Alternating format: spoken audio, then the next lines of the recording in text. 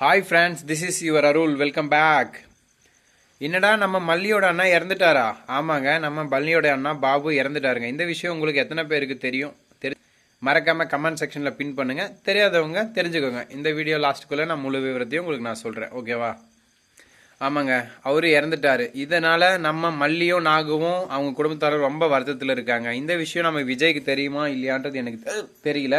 பார்த்தீங்களா, சொல்லும் போதே எனக்கு விற்குது. ஏன்னா எனக்கு துக்கம் தொண்டையை அடைக்குதுங்க. நம்ம பாபு இறந்துட்ட விஷயத்தை கேள்விப்பட்டதும். இது உங்கள் எத்தனை பேருக்கு ரொம்ப கஷ்டமாக இருக்குன்னு சொல்லிட்டு கமெண்ட் செக்ஷனில் பின் பண்ணுங்க. இன்னொரு விஷயம் உங்களுக்கு தெரியுமா?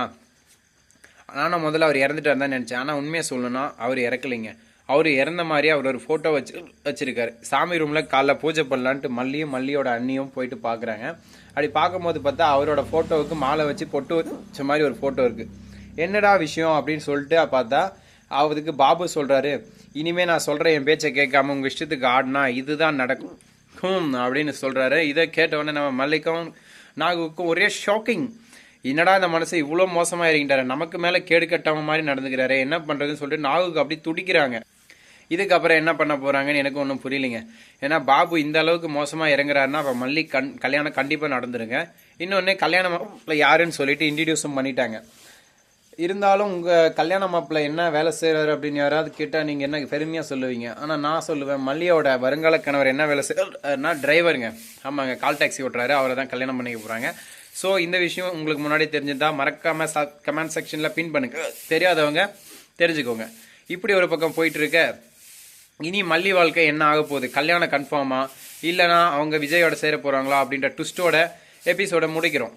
ஏன்டா அவளை செய்கிற கட் பண்ணுற வீடியோ வந்தேன்னு பார்க்குறீங்க.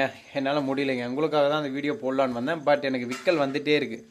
என்னன்னு தெரியல. என் மொண்டாட்டி சிக்கன் ஃப்ரை செஞ்சு கொடுத்தாங்க. ஒரு 5 பீஸ் சாப்பிட்டேன். 2 ஆஃப் பாயில் ஒரு ஆம்லெட் சாப்பிட்டேங்க.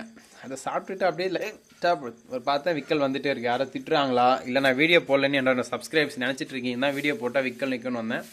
பட் விக்கல் வந்துகிட்டே இருக்குது, வீடியோ நிற்கல. தண்ணி குடிச்சும் விக்கல் நிற்கல. ஸோ அதனால் வீடியோவை சிம்பிளாக முடிச்சுக்கலான்னு முடிவு பண்ணிட்டேன். இதுக்கு மேலே பேசுகிறதுக்கு என்கிட்ட தெம்பும் இல்லைங்க. விக்கி வைரலாக வலிக்குது. So sad of the moment of முஸ்கில் ஆஃப் பிஸ்கில். சரி, ஓகே. என்னோட வீடியோ உங்கள் எல்லாருக்கும் பிடிச்சிருந்தா மறக்காமல் சப்ஸ்கிரைப், கமெண்ட், லைக், ஷேர் பண்ணுங்கள். Tata, see you, bye bye.